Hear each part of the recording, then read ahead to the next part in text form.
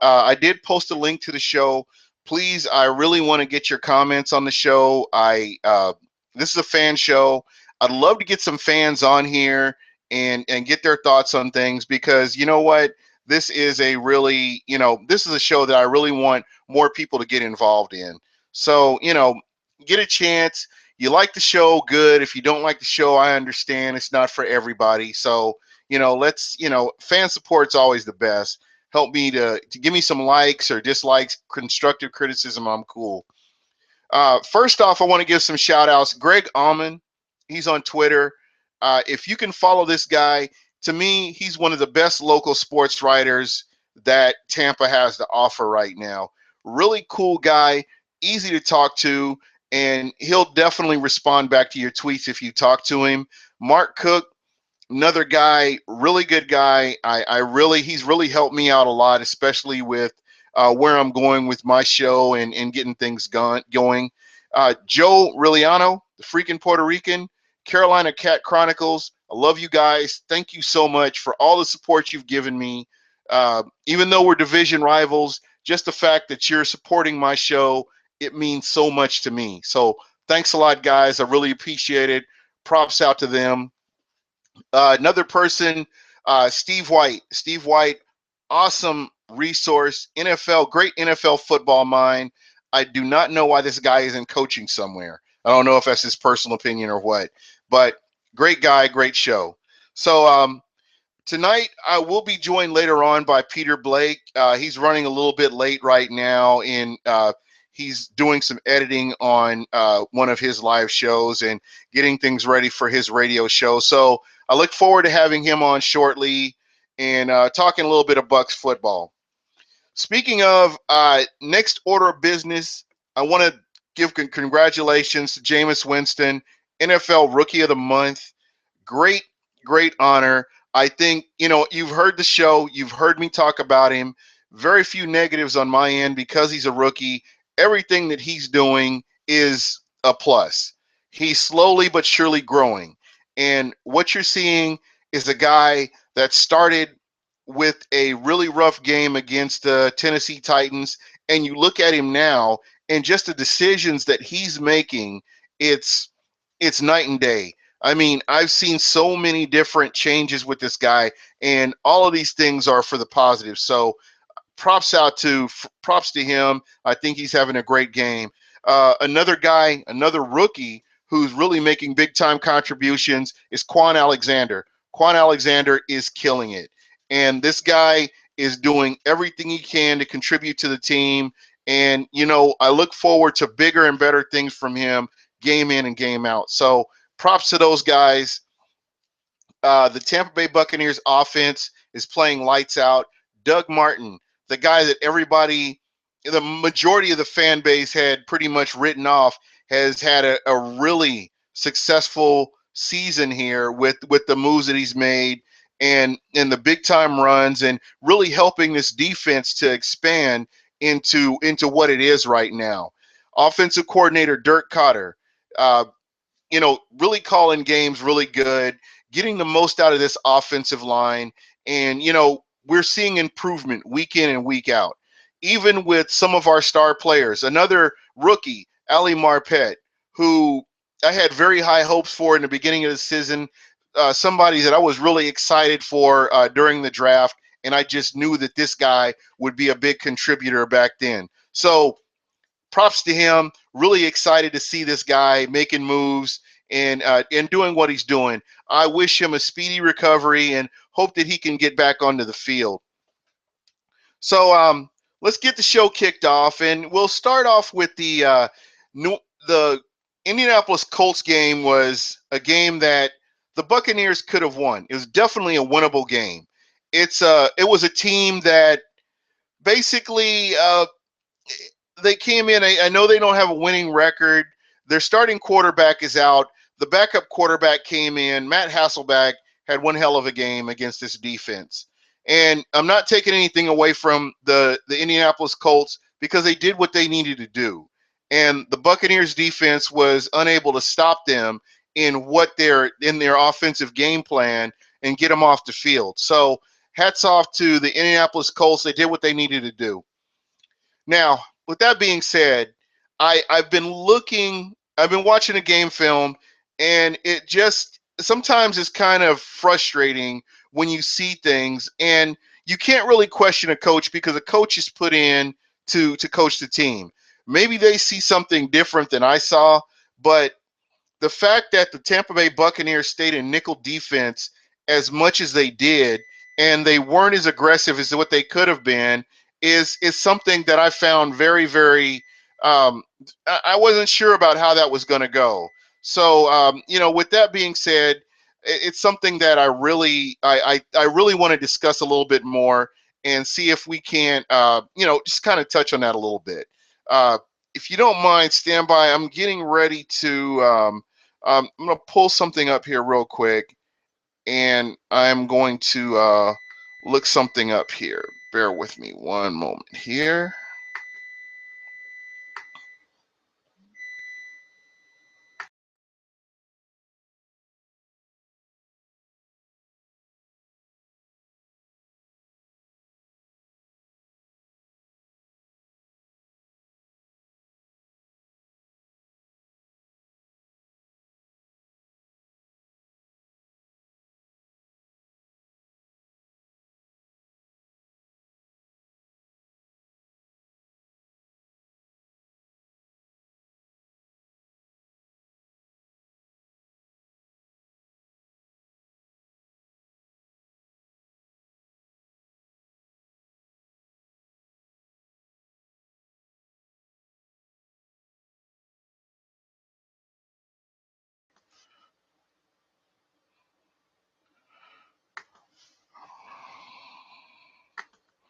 All right, I'm back. But basically, what you have here is a team that you didn't see a whole lot of adjustments in the second half of the game. What I noticed was that the Tampa Bay Buccaneers were able to stop the run, and they limited Frank Gore to limited yardage running. And what you saw was the passing, the crisp passing uh, from Matt Hasselbeck, and he was able to exploit a lot of the plays from the on the secondary. So I'm really excited about what we saw on offense, but at the end of the day, the defense just didn't get it done. And give me one second here. I'm responding to.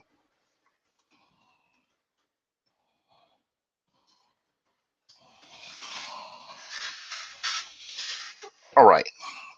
So, basically that's kind of what I saw was the defense. There was a lot of penalties, a lot of drive killing penalties that we saw on Sunday, and it's just something that's been continuing to plague the Bucs. I looked like, for a couple of weeks they had a handle on things, and at the end of the day, this is what came back to haunt them again.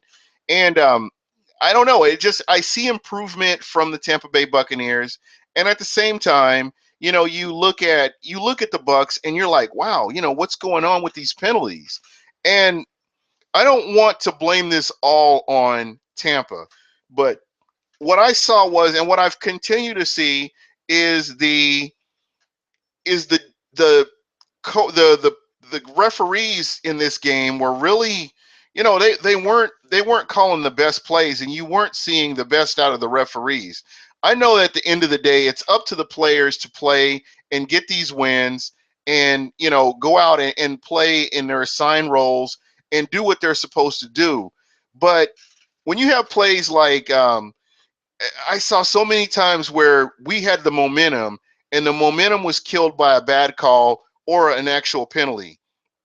So, it's just something that the Buccaneers are just going to have to learn how to overcome. It's all part of learning how to win and take advantage of big plays and take advantage of a lot of things that come their way. I saw a lot of opportunities where it was a misplay, and there were times where I saw where a quarterback could have advanced the ball and gotten a first down.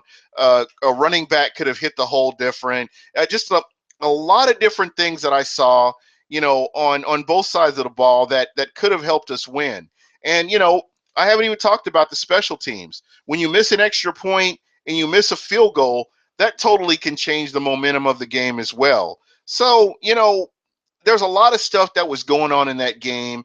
And, these are things that are coachable. These are things that are fixable.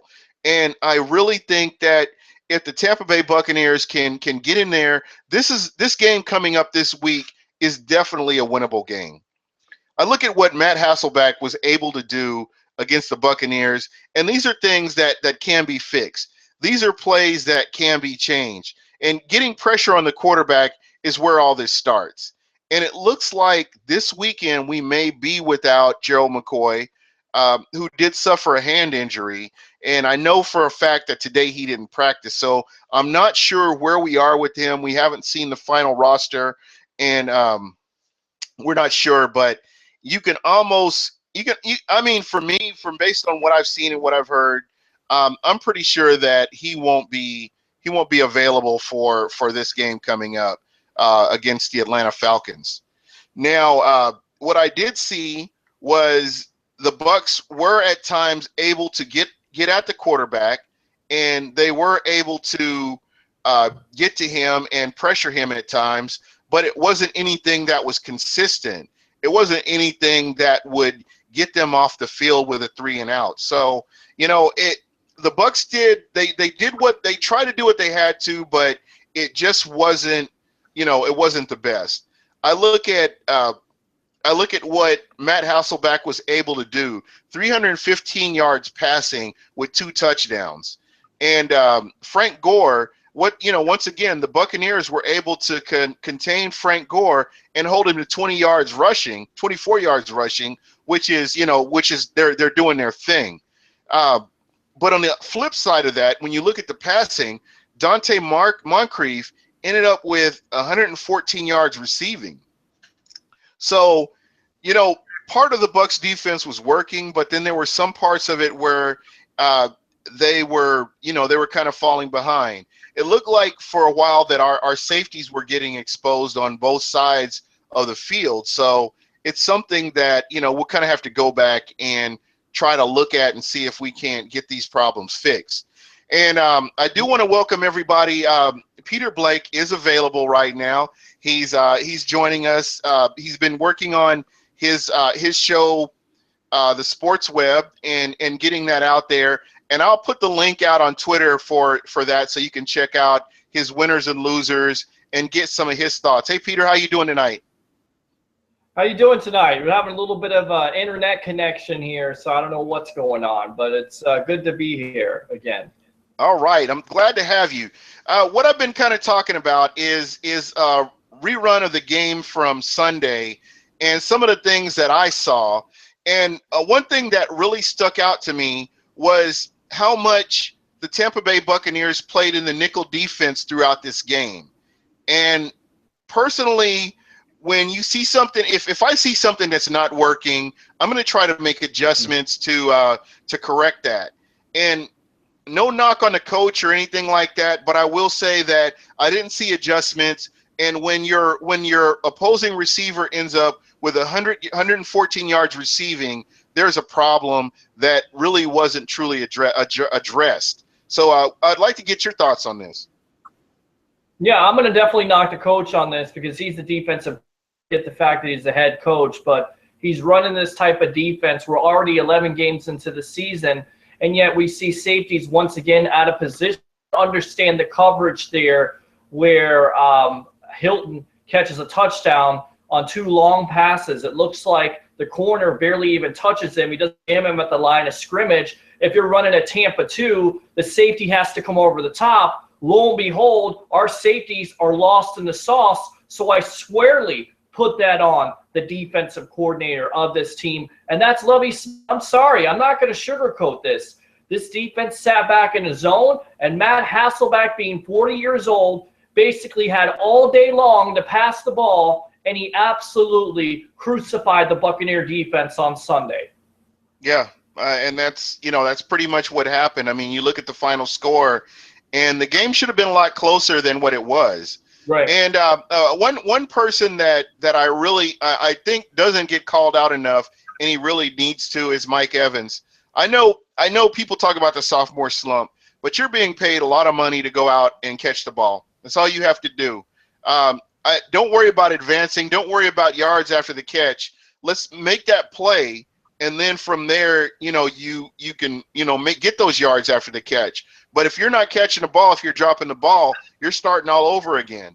And that's what hurt us. There were a couple of times, and I promise you, in the past 3 weeks, Mike Evans has left easily 250 yards on the field in drop passes. Do you agree or disagree? Is it more, or am I over-exaggerating? No, absolutely. I agree with you on this. I mean, Evans has the talent to be an Odell Beckham. Evans has the talent to be one of the premier wide receivers in the league. For some reason this year, he's dropping a lot of passes. He didn't drop a lot of passes in the Colts game, but one crucial one that could put the Buccaneers ahead, and it makes it a different game, and he's not able to come up with it. And look, no receiver is perfect. All receivers have their drops, but you have one job and one job only. You have to catch the damn ball, just like the offensive coordinator said, Dirk Cutter, the other day at his Bucs press conference. He's your number one pick. He's your go-to guy. Vincent Jackson may be on his last legs. So you got to get something out of Evans, and he continues to drop critical passes in critical situations that have cost this team. This team could have probably won this game on Sunday if it were not for missed opportunities. Besides that, the offensive line was completely atrocious. 5 sacks to a Colts defense that's one leaders of the league. This is not a great defense. You don't have Dwight Freeney on the line. Robert Mathis is on the line, but what's he done this year?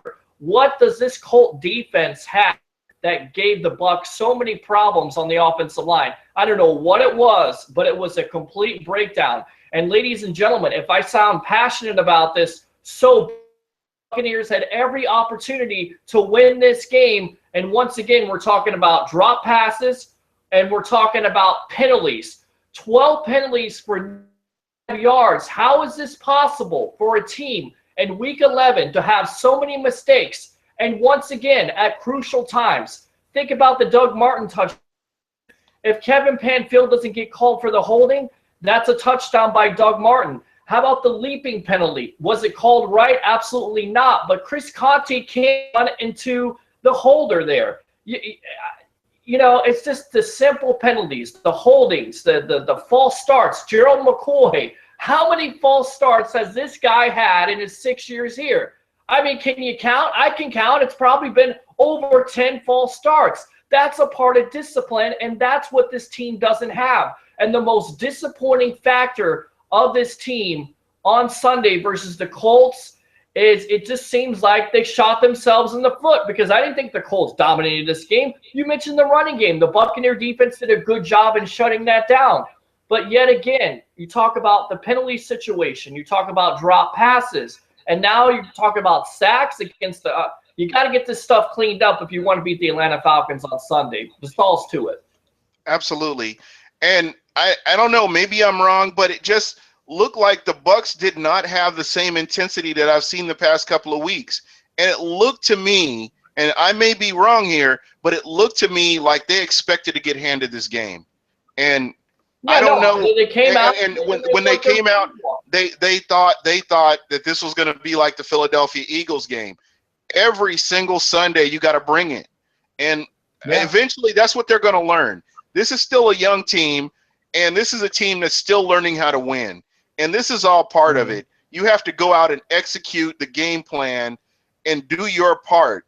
And everybody that does their part, it all comes together as a team.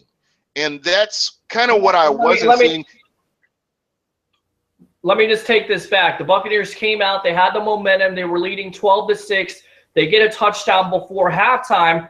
And then all of a sudden, they must have fell asleep at halftime because the game plan is completely different. They come out the first 2 drives to pick up a critical holding penalty that nullifies any chance for them to have a drive, because instead of being at the 20-yard line, you're at the 10-yard line. And then the next drive, you do nothing. But what the hell was that game plan in the second half to only hand the ball to Doug Martin 3 times? This is your bell cow runner. This is the man that you're going to pay to run the ball for you. This is the guy that's the X factor for this offense besides Jameis Winston. You have to have balance to help your quarterback out.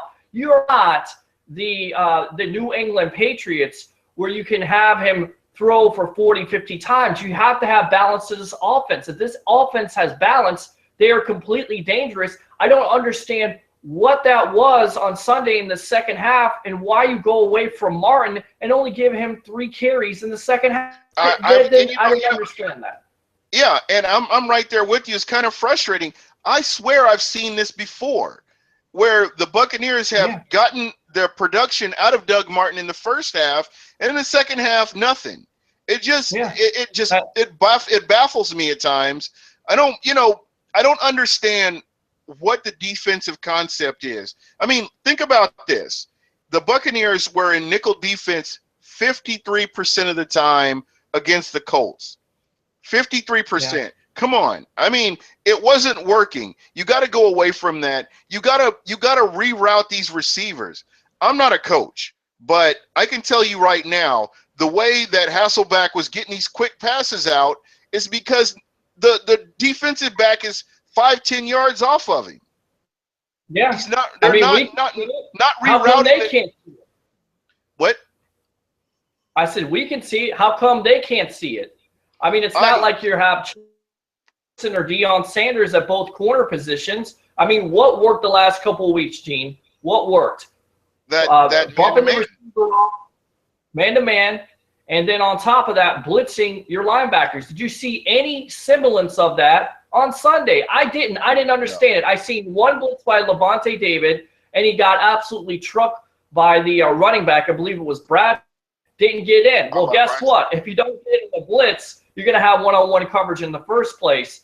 But like you said, these corners playing back 5 to 10 yards, why are you continuing to play a zone defense with a quarterback that's seen basically every defense? You've got to change it up, and they didn't do that on Sunday. It's disappointing. It's very disappointing. And, I hope it fixed, but you're saying, this is not on Lovie Smith. I say it's on Lovie Smith. I'd say it's on Lovie Smith because he's very stubborn in his ways, and he's got to change it up. It worked the last couple of games. Why did you go away from it? I don't get it. Look, I'm not a coach. You're not a coach. And people out there maybe watching this are not coaches. But if we can see this type of stuff going on, why can't they?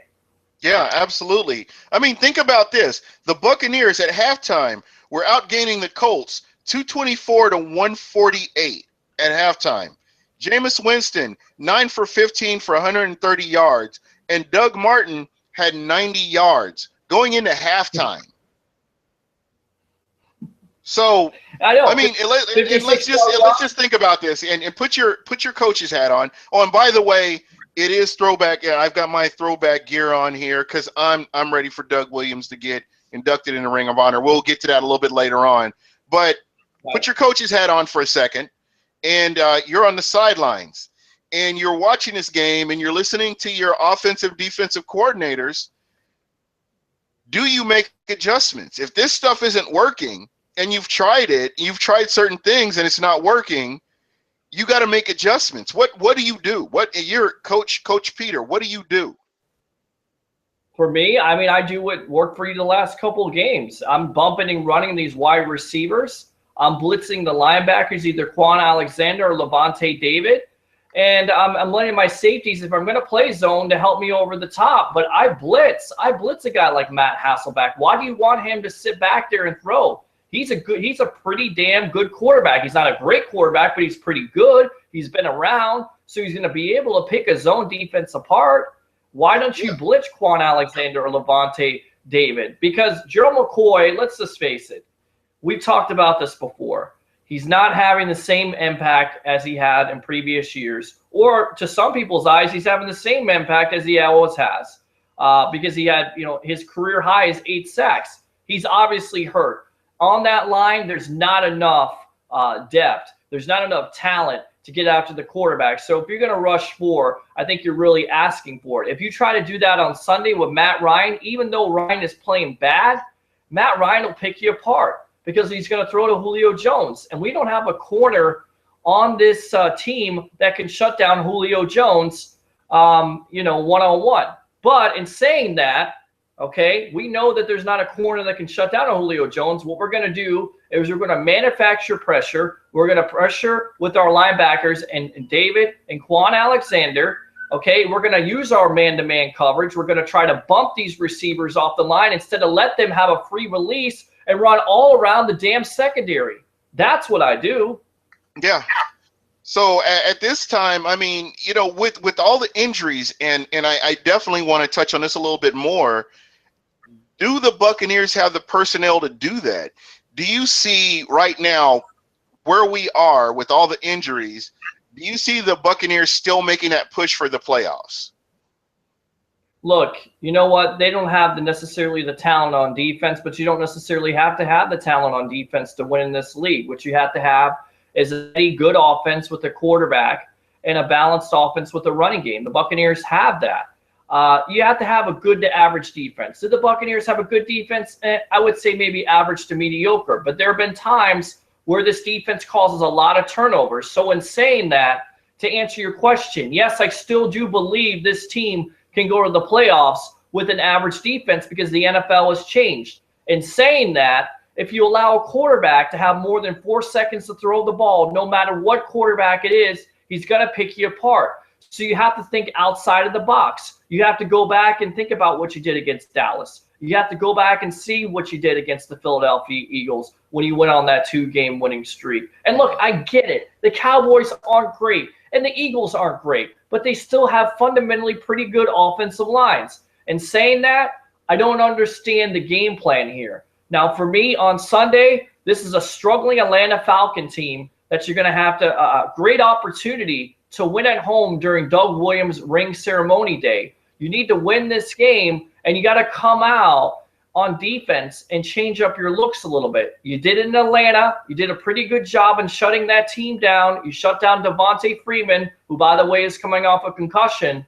But again, to answer the question, I think the Buccaneers have the key components on offense to go to the playoffs. Do they have it on defense? I wouldn't say that. They have to go into the year. They have to draft defense. And that's what happens, Gene. Look, the 2 years when they went into the draft, they drafted strictly offense. You have Quan Alexander, who you drafted in the 4th round. He most likely is your best defensive player this year. So I think Lovie Smith needs at least another year of defensive drafting to really gauge what this defense can do. Oh, absolutely. I think that with Jason Light, and the more I've, exposed to the administration here, the more I like Jason Light. The things that he's done, the sound decisions he's made, the fact that he's willing to own up and say, you know what, I screwed up bringing in Johnson. I screwed up bringing in some of the players that he's brought in, and he's owned that. And the fact that he's willing to look past that and try to get some players in here, I think he's done excellent the last 2 drafts. We've got a lot of players that are draft picks that are making contributions to this team. So what I'm seeing right now is the Tampa Bay Buccaneers are building this team the right way now. And I think that going through the draft and possibly sprinkling in a few free agents, I think this defense is going to continually get better.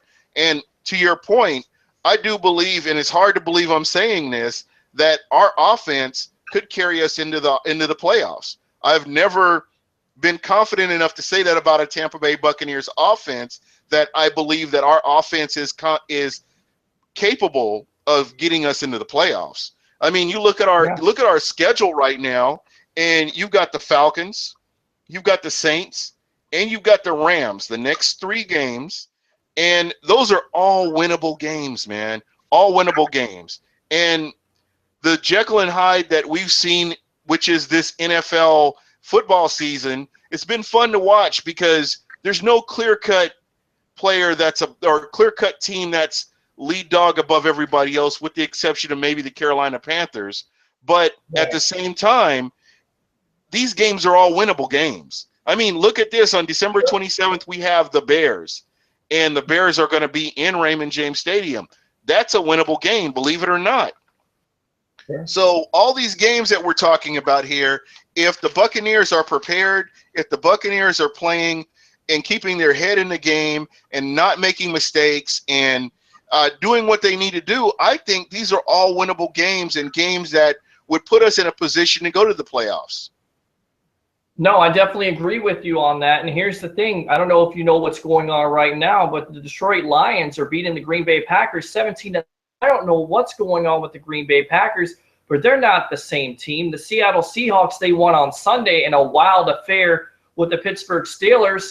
They're the only team that won that right now is in the Bucs' way of getting that final playoff spot because everybody lost. So, again, it was a great opportunity for the Buccaneers to take advantage. Now they move on versus the Atlanta Falcons, another loss. So, again, it was a great opportunity for the Buccaneers to take advantage. Now they move on versus the Atlanta Falcons, another team that started out 6-0 and is struggling right now.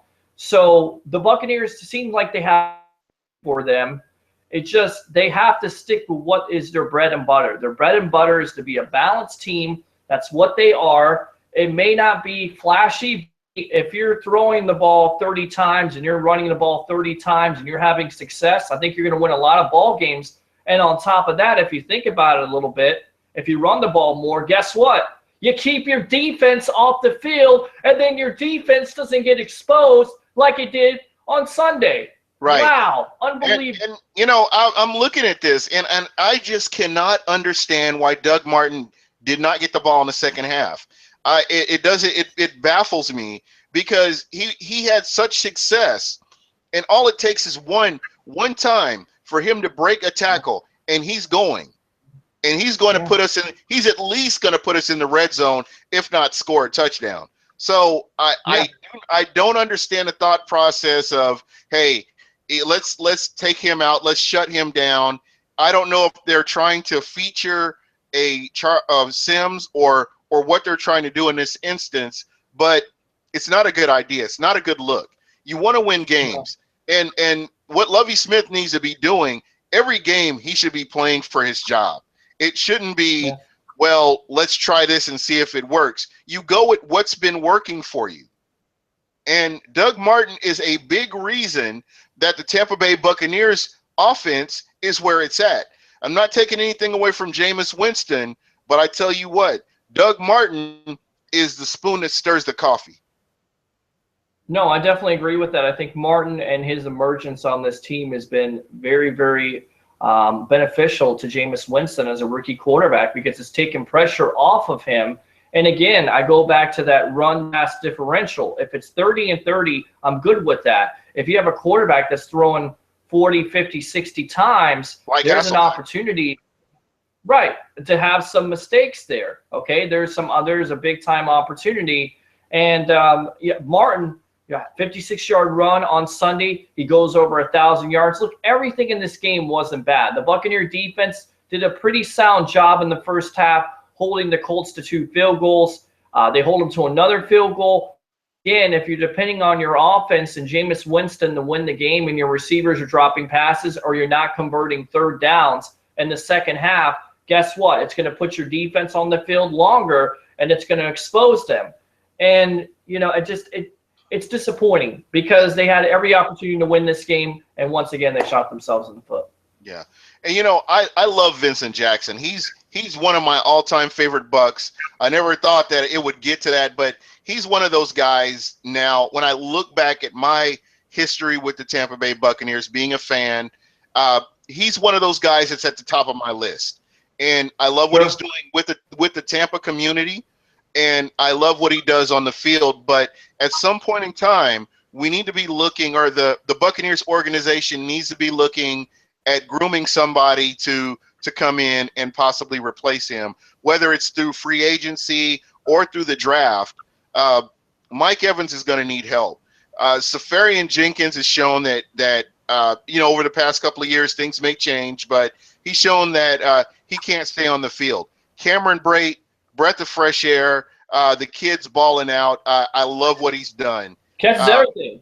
Yeah, and and once again, there's a great move by the Tampa Bay Buccaneers organization to get a young tight end in here who's able to make contributions. I compare him with Luke Stalker. Luke Stalker is more of a blocker. Not to take anything away from Luke Stalker, but the production that Cameron Brate has done this season, it pales in comparison, to what he's done, what Luke Stalker's done, which is not a whole lot. And there have been times where he's been injured, but then there have been another times where he's been on the field and not gotten any production out of him. So I'm looking forward to this. Having two good tight ends could really expand this offense even more than what it already is. Yeah, and that's a big if at this point. Austin Seferian-Jenkins, he's got all the athleticism that you would love, but he can't stay healthy. And it seems like Jameis Winston is really developing some chemistry with Cameron Brate the last couple of weeks, which is a good sign.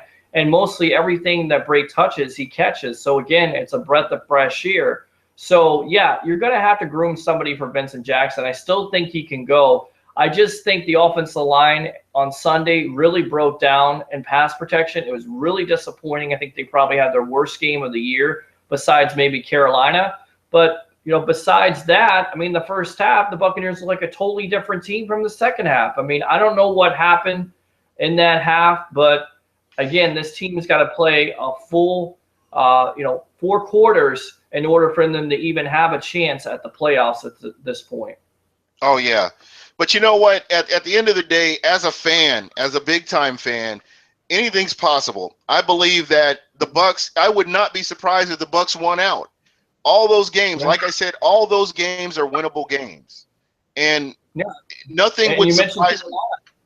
Yeah, and nothing would surprise me here, especially with the quarterback. And then I want to get back to Jameis Winston because, to be honest, the intangibles. Let's talk about the intangibles. I don't know if you finally got to see the video that I was talking about at the beginning of the week where some heckler is trying to heckle Jameis Winston, and Jameis Winston, acting like a team captain, pulls our practice team Bucs player away and lets him know, hey, don't get caught up in that. That guy's a sheep. And lions, what did he say? Lions do not listen to the opinion. Yeah, lions do not listen to the opinion of sheep. And, that right there, it just shows me that this guy, he's all about winning. He's all about business, football business. And that's what you see from him.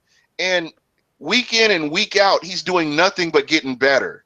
And I know I sound like a broken record, but every week you see something different from him. And one thing we didn't get to talk about was 2 touchdown drives against the Philadelphia Eagles where the Buccaneers headsets were out. And guess who called the plays on both of those touchdown drives? Jameis Winston. You have a rookie quarterback calling the plays. He can't hear what the offensive coordinator is saying. He doesn't get rattled. He goes in there and calls the plays and makes those drives. That's the stuff that's the stuff legends are made of.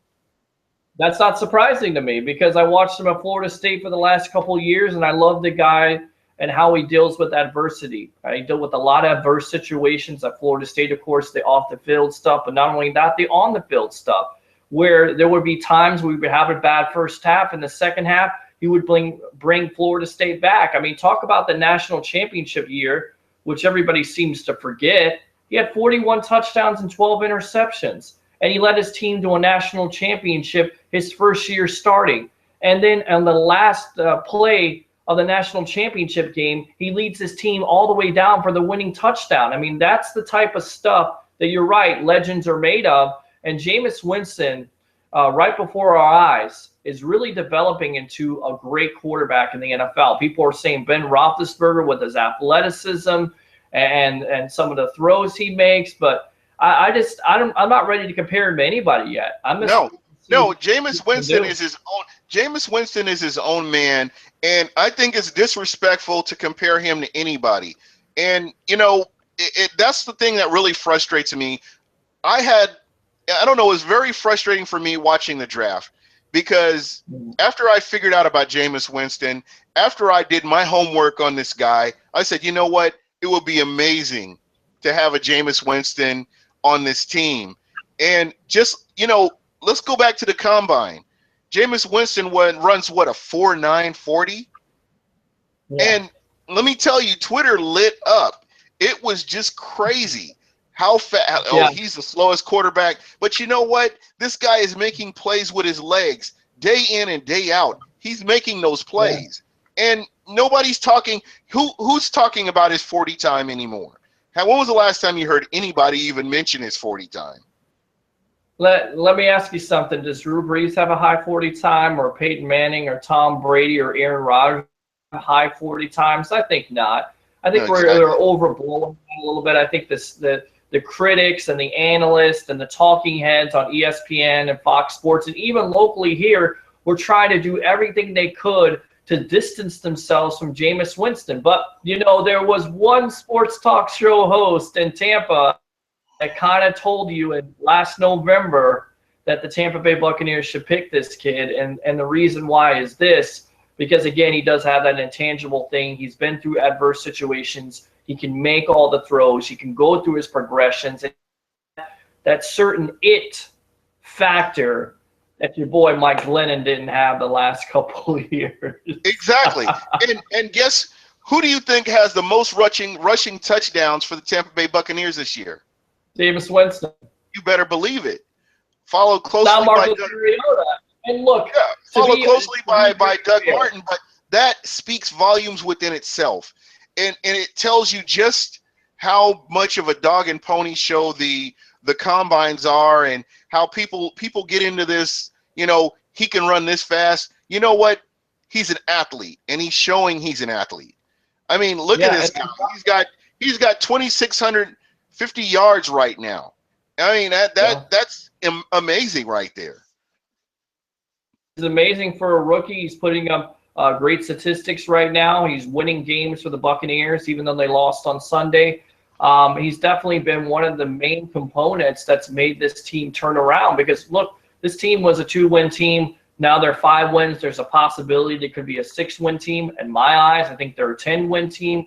Probably could have more wins, that they could have a kicker, have a better defense. But that's beside the fact. Where we're at right now. They have to take care of business on Sunday. I don't know if you saw this, but Jameis Winston was just named the Rookie of the Month. I mean, this guy, to me, is going to win Rookie of the Year just because of the impact that he's made on this Buccaneer franchise. Oh, most definitely. And you can just see night and day what we had last year with Josh McCown. And any difference? Any difference? I mean, come on, we're talking about Josh McCown, Luke McCown. It could be Cade McCown. It doesn't matter. Those quarterbacks are all garbage. They're not going to make it to the NFL. People were talking about putting in Glennon a couple on Facebook and Twitter. I'm like, come on, man. What are you talking about? Yeah. Glennon, the greatness of Glennon, he's won one game last year. 5-13 in his career, and because Jameis Winston has a bad half of football, you want to put Mike Glennon in? Get out of here with that crap. Yeah. I mean, if you think about it, Jameis Winston's won as many games as Mike Glennon has in his many seasons here with the Tampa Bay Buccaneers. Right, and he's done it with a rookie. He's done it with one wide receiver at some points. He's done it with a backup tight end. You can go through the list here, and most, interesting thing about this is now I think for the Buccaneer franchise going forward, have we ever felt like we had a quarterback, a franchise type of quarterback, where we didn't have to worry, where we didn't think about drafting another quarterback? Because now basically the Buccaneers.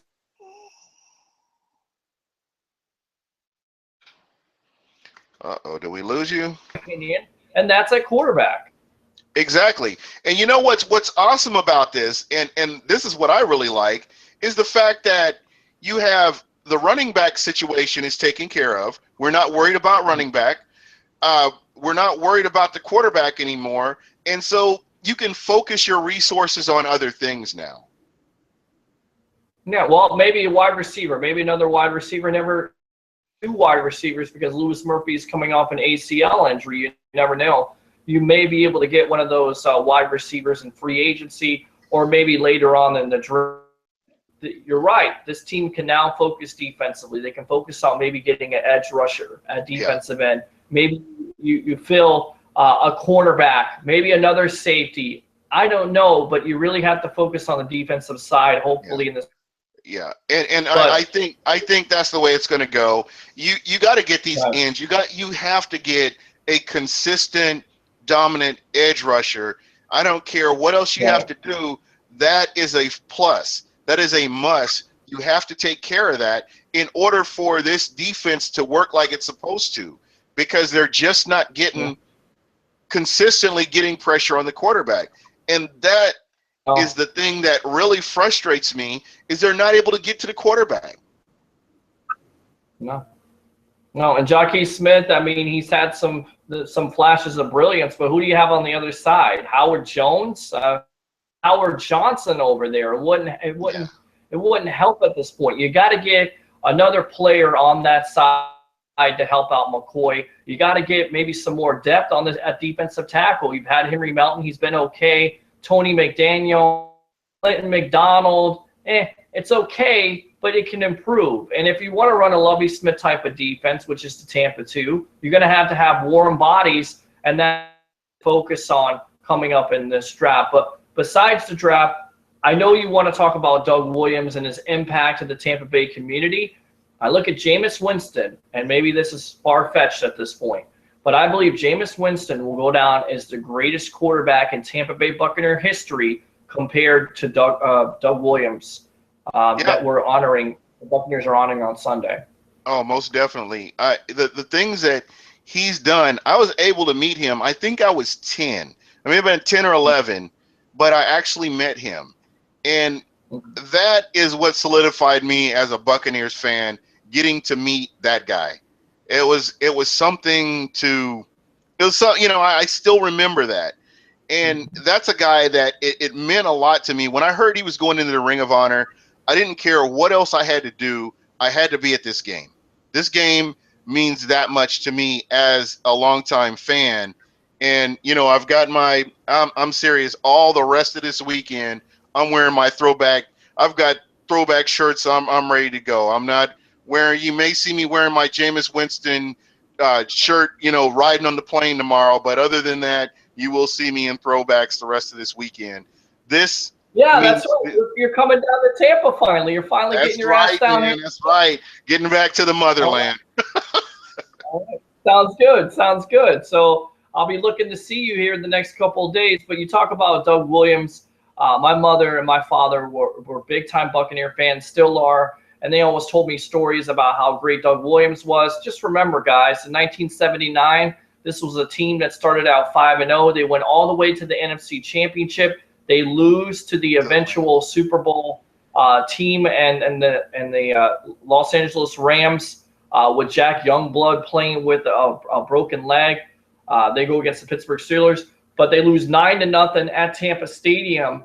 And the Buccaneers were that close to getting to the Super Bowl. It was one of the greatest turnarounds. And in fact, before Jacksonville, Carolina became the fastest expansion teams to get to the playoffs, the Buccaneers actually held that record with the turnaround. I mean, Right. they were at 76, the NFC Championship game 3 years later, and that's what Doug Williams meant. He could make all the throws. His completion percentage wasn't the greatest, but you know what? The NFL was different from today. And on top of that, the guy had so much mobility.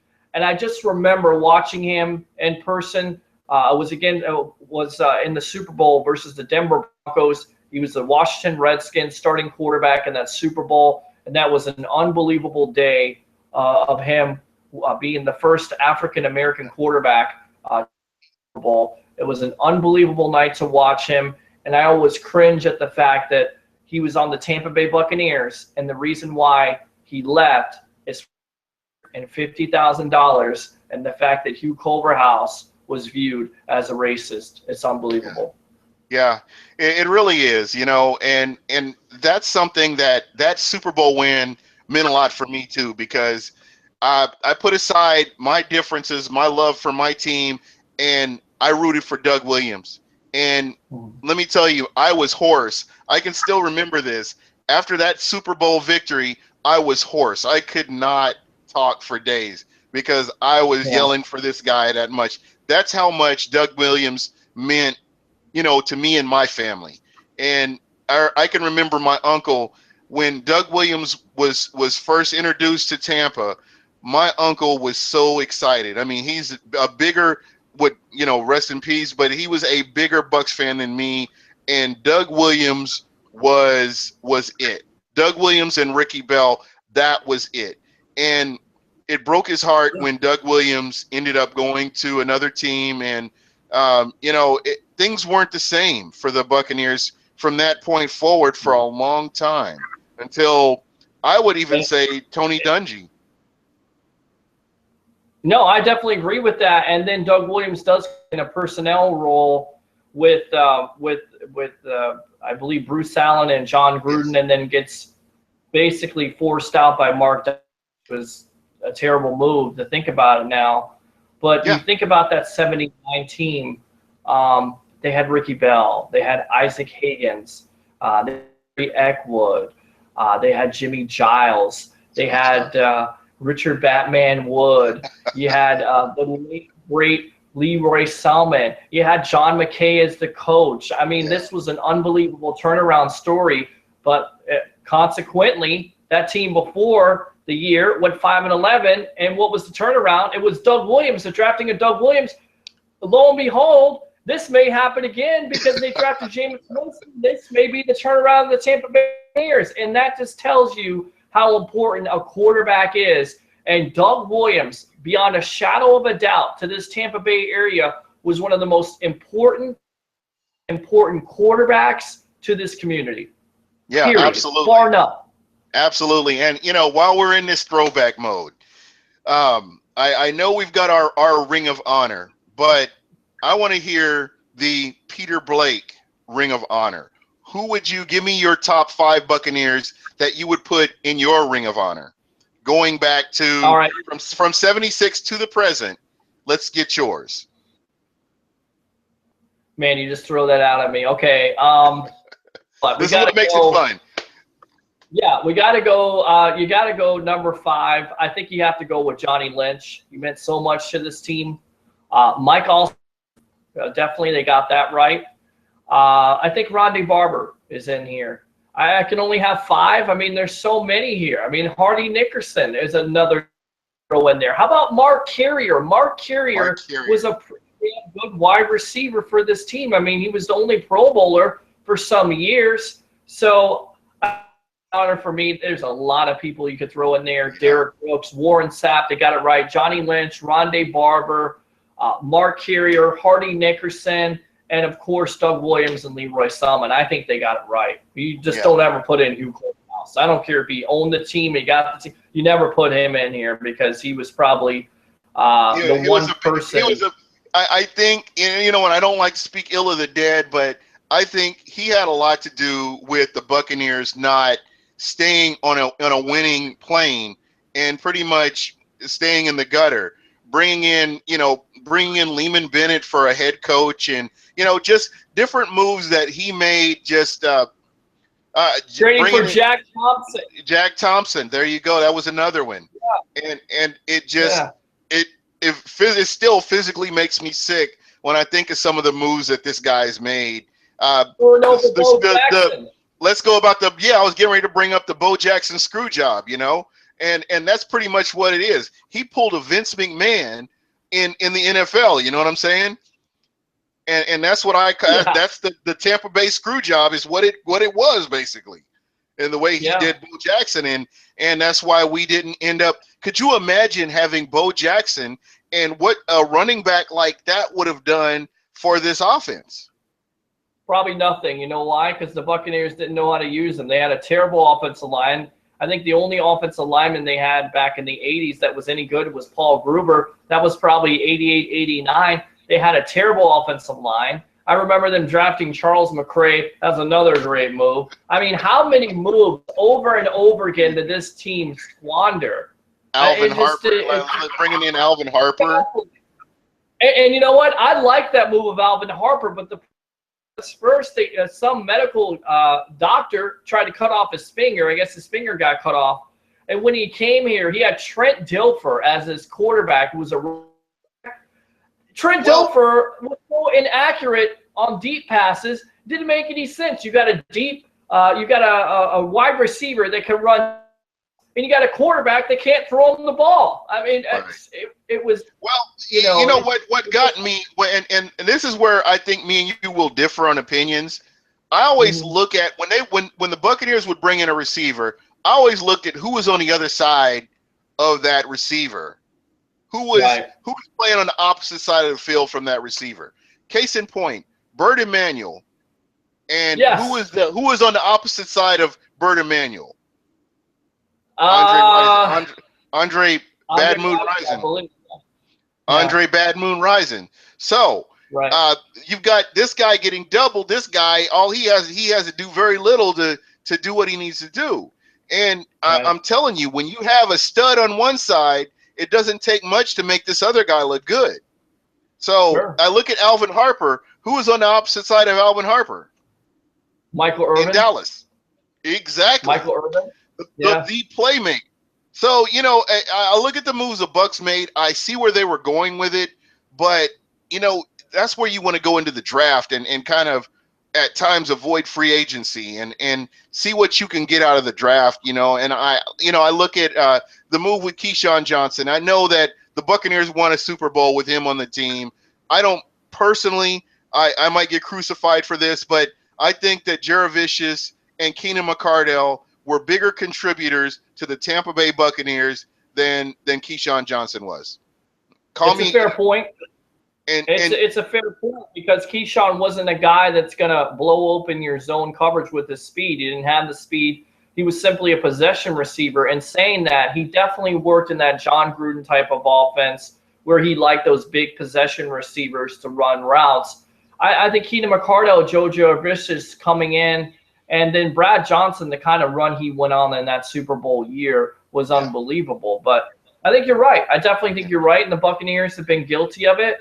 I think Mike Evans, you hope that he's not the next Michael Clayton, and you hope he's not the next Mike Williams, but you just don't know. He's got all the physical capabilities. He's got it all. It's just this year the concentration level is just not there. It's not there. He's not Odell Beckham, and he's not DeAndre Hopkins. But you would have to say that Evans has all the physical tools to be those type of players. Probably be better than DeAndre Hopkins. Absolutely. And you know what? I don't want to take anything away from Mike Williams. I thought Mike Williams had a good career here. His head got away from the game, in my opinion. And I think that's kind of what led to his demise was the caveman gang or whatever. Yeah. And I really do believe that, if he could have kept his head in the game, I think that he'd still be a Buccaneer, to be honest. Because I think that also, go ahead. No, I was going to say the Caveman Group, that was also a failed ABC show. Remember that, the Caveman? I mean, why are you naming the rap group after the Caveman? Well, what was that all about? I listened to this is horrible.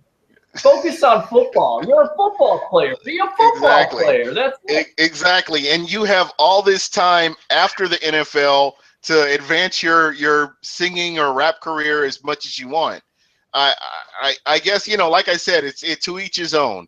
He made his money. He made his impact. And, it's like he disappeared after he went to Buffalo. He kind of disappeared from the scene. So it's kind of sad. To me, it's sad. I really had high hopes for him, thinking that he was going to really do something with his career, especially after the Buccaneers gave him that opportunity. So, this team, we've had players and we've had sprinkles of players that play good in one position, but we haven't been able to put everything together like what you're seeing right now. So, we could go all the way back to 76 and fast forward to the present. And other than that defense in the late 90s, early 2000s, that was a complete defense. That was a historic defense, in my opinion. And then moving forward, what you're seeing is a team that, if they get some other pieces together, I think they will give a lot of teams in the NFC problems and fits. And I really do believe that Lovie Smith will be able to turn all this around and get everything where it needs to be. Yeah, I think so. So, what are your plans? Because if everybody doesn't know already, I will be joining Peter Blake on his show, the Sports Web on Saturday at 4 o'clock. So please be sure to check us out. Please be sure to check us out. We'll be joined by my man, Sean, the Sports Don. He will have a lot to say. Who's not on social media. I mean, I tell the guy every week to get on Facebook, to get on Twitter, to get on something, and the guy is like in the witness protection program. I'm like, what? Why aren't you promoting the show? Why aren't you promoting yourself? But you're exactly right. You're going to be on with me on the Sports Web on WTAN, 1340 AM. Bring your excitement. Just don't bring any nonsense. Saturday afternoons from 4 to 5. It's a fan show, and you're going to join us on Saturday afternoon from 4 to 5. I'm really excited about that. You know, I really appreciate you getting on the show all the time. I appreciate your historic knowledge of our Tampa Bay Buccaneers, and I appreciate your passion for this team. We've had some rough seasons in the past, but I think as we're moving forward, barring any injuries, I think the Buccaneers can do nothing but go up. I agree. I absolutely agree with that. All right, and please, Spider, one more time, tell everybody how they can get a hold of you on social media. We're talking about social media here. Yeah, pblake100 Twitter, also on Facebook, Peter H. Blake. Friend me. We'll talk some football. We'll debate. We'll argue, but we'll be friends at the end of the day. And on top of that, if you want to listen on Saturday afternoons, tantalk1340.com. All right. And I want to thank everybody who's taking the time to listen to the show and taking time to make comments. Please give me some comments. Give me some likes, dislikes. Just let me know that you're checking it out. I love the show. Love the fans. Looks like Pete. Let's see what you got there. Yeah, there we go. Yeah, I got my. I don't know if I should bring my. I don't know if I should bring mine down there with me. I got my sword. I see you got your Buccaneers blanket. That might disappear going back to Arizona with me if you're not careful. I got the flag too. Yes, sir. So this is going to be a really exciting weekend, man. To me, very historic. Getting a all-time great inducted into the Ring of Honor. It's really exciting. Look for me. I will be sitting under the pirate ship, listening to them cannons fire when we score touchdowns. So if you see me, please don't be afraid to come up and say hi. You'll find me at the What the Buck tailgate. I'll definitely be. You'll see me in my Doug Williams throwback jersey and my McKay fishing hat that I will be wearing. Yeah, baby. All right. Well, everybody, thanks a lot for tuning in. I really appreciate it. And that's it for us for tonight. Look for us next week. I will try to get Pete on again and see if we can talk about what happened in this game on Sunday and in this historic game on Sunday. And we'll discuss that. We may have another surprise guest. We'll stay tuned and we'll see what happens. Everybody, thanks a lot. Everybody have a good night. By the way, you can reach me on as Super Heavyweight on Twitter. You follow me, I'll follow back. I love to talk football, love to talk wrestling, and glad to see Sheamus is the WWE champion. Well, anyway, everybody have a good night.